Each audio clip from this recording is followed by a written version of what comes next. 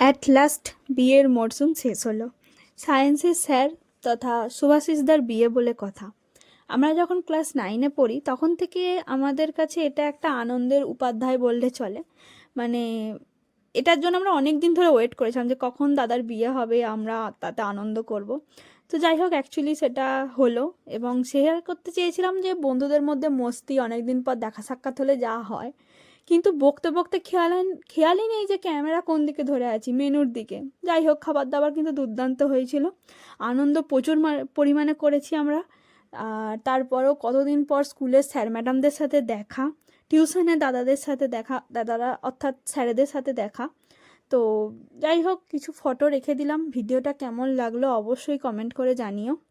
আর ভিডিওটি ভালো লাগলে অবশ্যই একটা করে লাইক করো, আর আমার চ্যানেলটা কিন্তু অবশ্যই সাবস্ক্রাইব করবে তোমাদের ভালো লাগলে। তো টাটা, রাধে রাধে।